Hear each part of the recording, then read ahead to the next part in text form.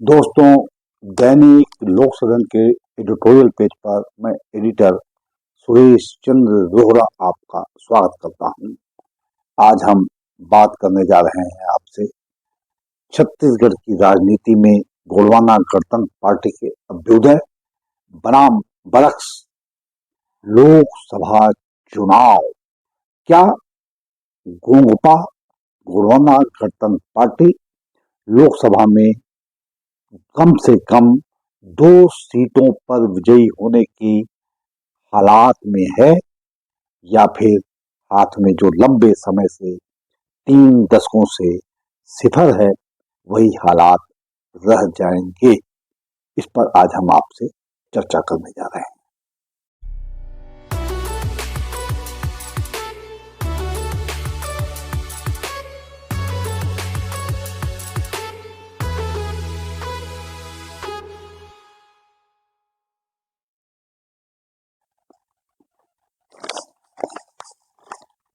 दोस्तों, बात है छत्तीसगढ़ की राजनीति में गोंडवाना गणतंत्र पार्टी के अभ्युदय की।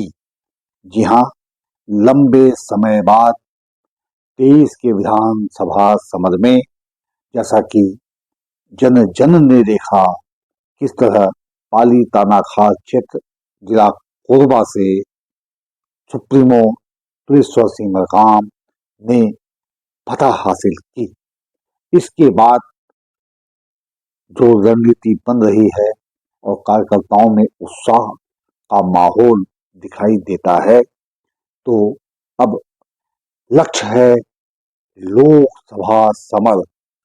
जी हाँ, लोकसभा चुनाव में कोरबा लोकसभा क्षेत्र एक ऐसा क्षेत्र है जो कि गोंडवाना गणतंत्र पार्टी का, हम कहें कि केंद्र बिंदु है, जहां से बड़ी ही आसानी से हम माना जा रहा है कि यह पार्टी अपना एक प्रतिनिधि दिल्ली भेज सकती है।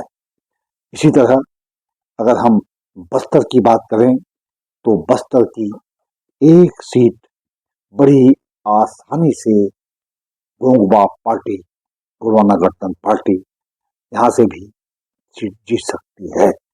लेकिन इस पर अगर आज हम विवेचन करते हैं तो हम आपको बताना चाहते हैं कि यह तभी संभव हो सकता है जब गोंडवाना के कार्यकर्ता एकजुट हो जाएं और साथ ही बसपा के साथ कंधे से कंधा मिलाकर के चुनाव को लड़ने का एक रणनीतिक खेल किया जाए।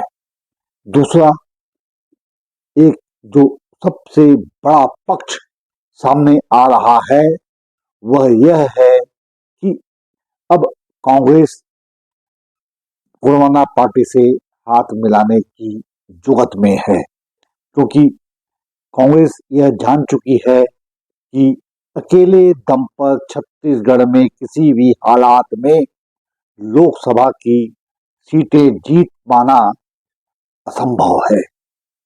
उसी तरह भारतीय जनता पार्टी की भी निगाह इन छोटी पार्टियों पर लगी हुई है, जिनमें सबसे पहला नाम गोंडवाना गणतंत्र पार्टी का ही है। दूसरे में पूर्व मुख्यमंत्री अजीत प्रमोद कुमार जोगी की पार्टी जनता कांग्रेस जोगी का नाम है, और साथ ही बसपा का। अगर बसपा इंडिया गठबंधन में नहीं जाती है तो फिर भाजपा का सह यात्री बन सकती है। कुल जमा अगर हम संपूर्ण दृष्टिपात छत्तीसगढ़ की सीटों पर करें तो यह स्पष्ट है कि कम से कम 2 सीटें ऐसी हैं जिन पर गोंडवाना गणतंत्र पार्टी बड़ी आसानी से रणनीति के साथ विजयी हो सकती है और अपने 2 प्रतिनिधि दिल्ली भेज सकती है।